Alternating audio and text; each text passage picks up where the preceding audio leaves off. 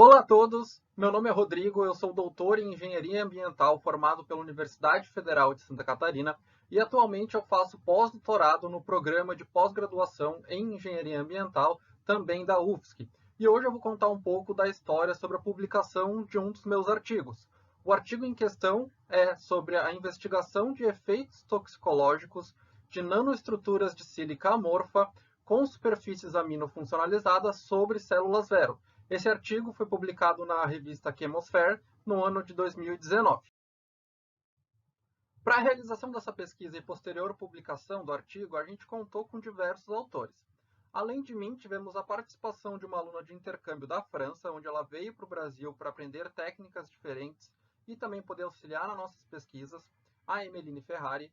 Tivemos também a participação de uma aluna de iniciação científica na época, que é a Martina, onde a gente pôde contribuir com o desenvolvimento profissional dela, pois ela aprendeu técnicas que ainda não havia visto na graduação.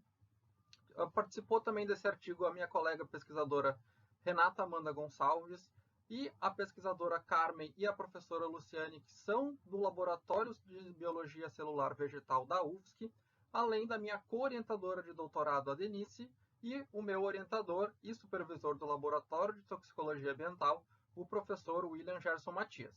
Então, esse artigo a gente pode dizer que teve a colaboração de diversas pessoas, inclusive de dentro da universidade e de fora dela.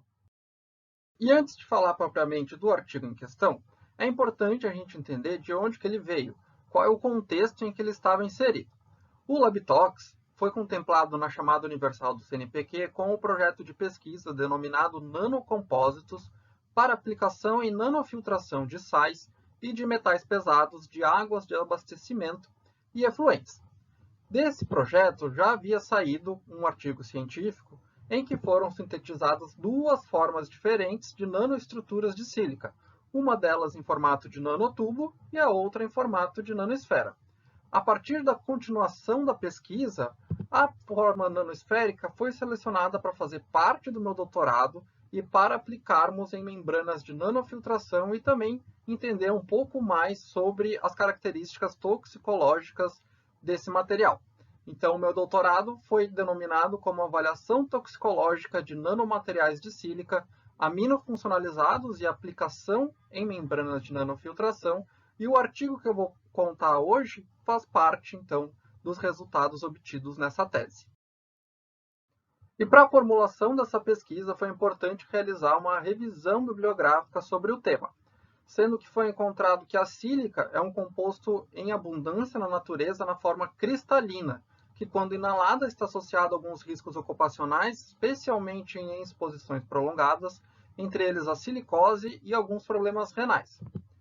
Outra questão é que as nanoestruturas de sílica amorfa são usadas em diversas indústrias devido às suas propriedades físico-químicas, baixo custo, síntese e controle em nanoescala e diferentes formatos possíveis. Já em comparação com a forma cristalina, a forma amorfa possui menor toxicidade. Porém, os efeitos das modificações superficiais que foram também sugeridas nessa pesquisa não são totalmente compreendidas do ponto de vista toxicológico. Então, essas lacunas nos levaram às seguintes perguntas. Quais os mecanismos de ação tóxica desses nanomateriais e quais os efeitos da internalização desses materiais em células animais? Os highlights desse artigo foram os seguintes. A aminofuncionalização de nanoestruturas de sílica aumentou a citotoxicidade para células Vero. As nanoestruturas de sílica penetraram nessas células Vero e aumentaram a produção de espécies reativas de oxigênio e também lipoperoxidação. Evidências de efeito cavalo de Troia foram observados após a aminofuncionalização desses nanomateriais e danos à mitocôndria e ao retículo endoplasmático rugoso também foram observados após a exposição das células a esses nanomateriais. Passando para a etapa metodológica desse artigo e dessa pesquisa, primeiramente foram sintetizadas as nanoestruturas de sílica pura, sem aminofuncionalização da superfície. Após essa síntese, foram funcionalizadas com duas moléculas diferentes. A primeira molécula foi a APTMS, que é uma amina primária, e a segunda molécula é a EAE-APTMS, que é uma triamina. Então, nós tínhamos três materiais diferentes que precisavam passar pela etapa de caracterização. Todas essas 3 nanoestruturas foram avaliadas quanto a seu tamanho e formato através da microscopia eletrônica de transmissão, estabilidade e carga superficial através do potencial zeta, diâmetro efetivo através do espelhamento de luz dinâmico, área superficial pelo método BET, a estrutura segundo a difração de raio-x e a identificação química através de espectroscopia de infravermelho com transformada de Fourier. Para a avaliação toxicológica desses 3 nanomateriais diferentes, foram utilizadas as células Vero, sendo que a gente avaliou a viabilidade celular através do ensaio de MTT para a obtenção da concentração de efeito em 50% de exposição em 24 horas.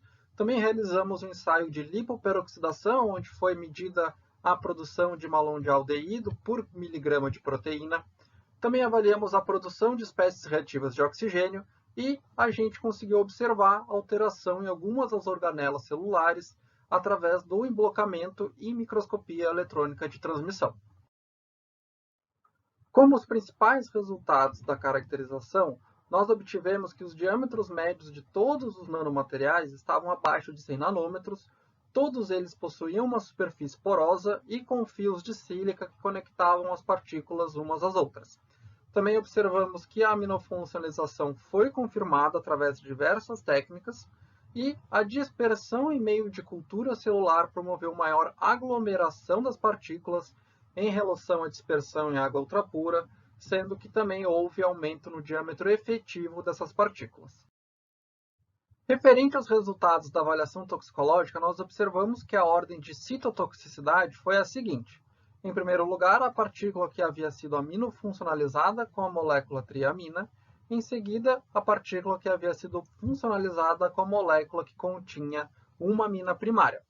Por último, a substância menos tóxica entre as 3 foi a que não havia sido aminofuncionalizada, ou seja, sem modificação superficial.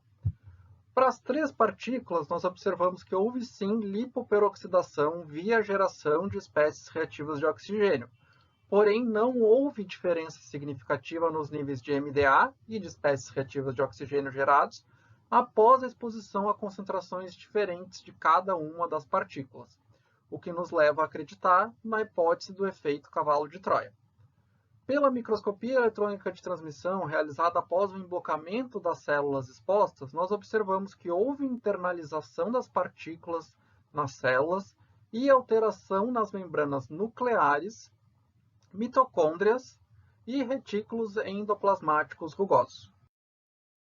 Quanto à parte burocrática para a publicação desse artigo, a nossa submissão foi realizada no dia 8 de agosto de 2018 e nos foi enviada a revisão por 2 revisores no dia 21 de setembro de 2018. Realizamos a revisão e resubmetemos o artigo no dia 27 de setembro e o aceite veio um dia depois, sendo que a publicação online desse trabalho foi obtida no dia 1º de outubro do mesmo ano. Os revisores fizeram 2 tipos de revisão, uma geral e outra específica. Na revisão mais geral desse trabalho, foram pedidas as correções de alguns termos, a inserção de algumas abreviaturas que haviam sido omitidas, reformulação de algumas frases, definir alguns materiais que não estavam descritos na metodologia, melhorar a qualidade de algumas figuras e assim por diante. Então foram coisas mais básicas que eles pediram para deixar visualmente e de melhor entendimento a publicação. Quanto à parte específica, eles fizeram algumas perguntas que a gente teve que dar uma estudada para poder responder com propriedade.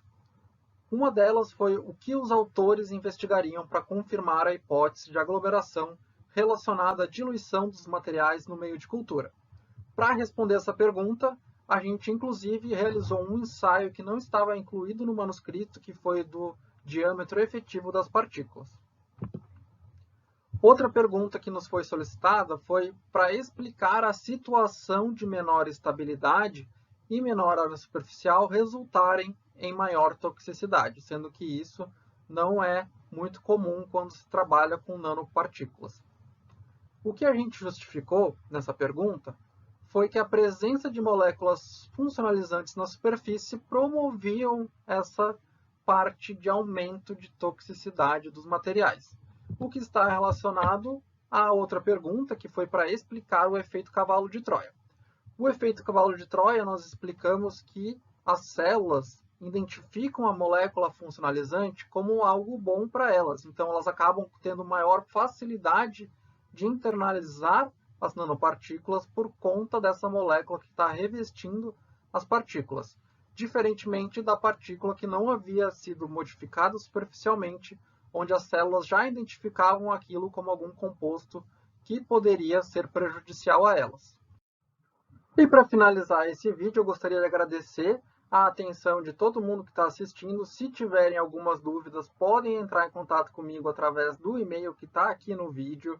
E eu gostaria muito de pedir para a gente continuar fazendo ciência, porque é a ciência que vai mudar o mundo. Então, esse é meu recado. Espero encontrá-los mais vezes. Tchau, tchau.